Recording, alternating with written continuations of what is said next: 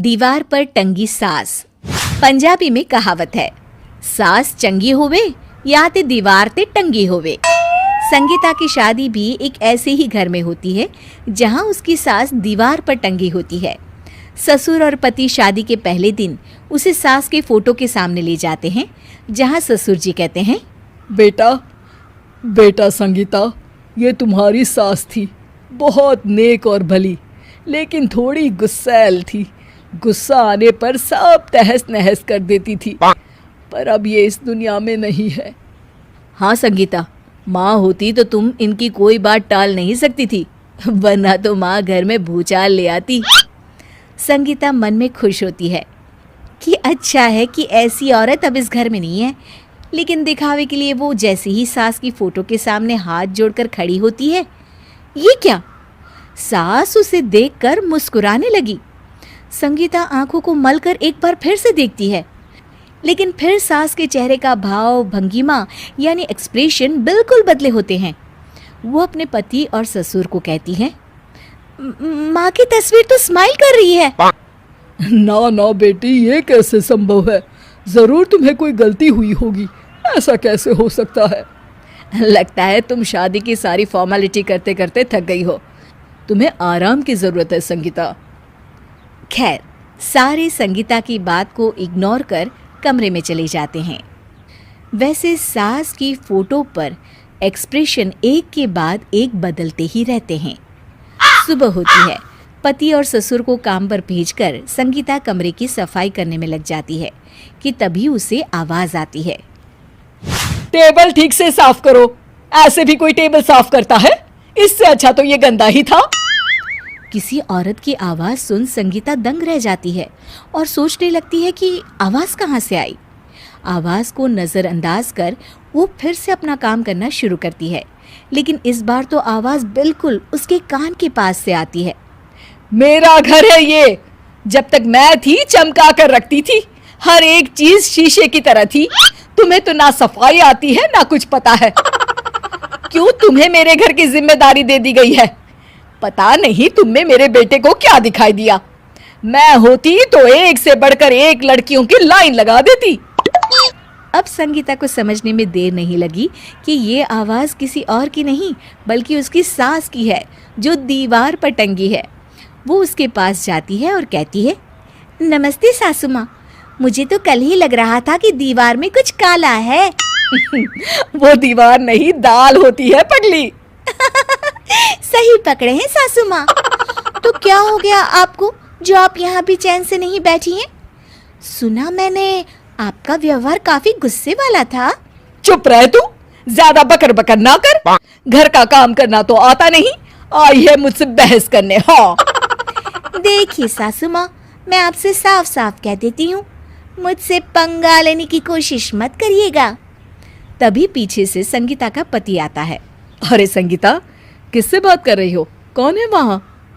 संगीता की सास की फोटो फिर से पहले जैसी हो जाती है। आपकी माँ से कह रही थी कि मुझे काम करना आता। अरे संगीता, माना सास के ताने हर बहू को अच्छे लगते हैं, लेकिन यहाँ तो माँ है ही नहीं, तुम तो फोटो से ही। तुम भी लाजवाब हो संगीता। किसी को विश्वास नहीं होता कि संगीता अपनी मरी हुई सास की फोटो से बात करती है। वहीं आए दिन संगीता की सास संगीता को किसी न किसी बात पर आते जाते ताने देती। संगीता को भी अब सास के तानों और उनसे बात करने की आदत हो गई।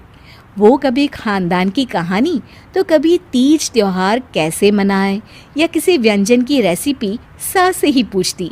सारा दिन घर में अकेली संगीता की सास अब उसके लिए तानों के साथ पक्की साथी की तरह भी रहने लगी थी, जो किसी और को नहीं बल्कि संगीता को ही सुनाई देती।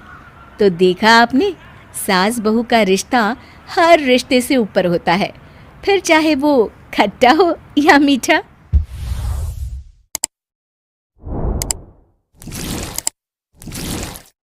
डरपोक सास बहू।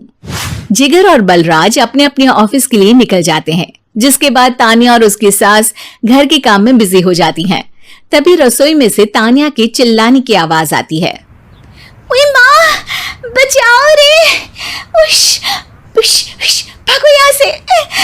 तानिया की आवाज सुनकर उसकी सास भी वहां आ जाती है। अरे क्या हुआ? और इस तरह स्लैब पर चढ़कर क्यों बैठी हो? उस छिपकली की वजह से। है? छिपकली? अरे कहाँ है छिपकली? ऐसा बोलते हुए तानिया की सास भी डर कर स्लैब पर चढ़ जाती है। अरे जब इन छिपकलियों को घूमने के लिए हमने दीवार और छत दी है, फिर ये हमारे घूमने की जगह पर क्यों उतर आती है? मुझे क्या पता, सामने बैठी है, आप ही पूछ लो ना, साथ में भगा भी देना।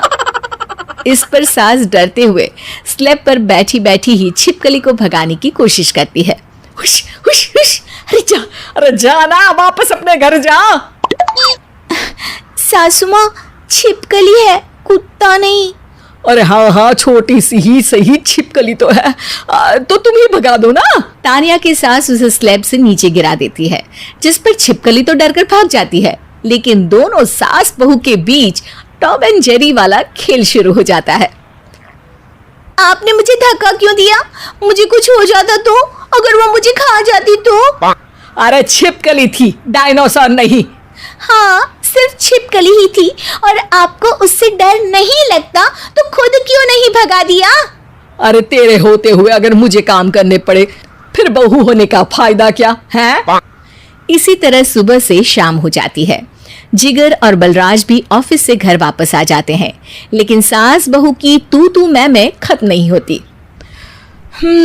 आज इस सभा का मुद्दा क्या है? मम्मी ने मुझे छिपकली के सामने फेंक दिया।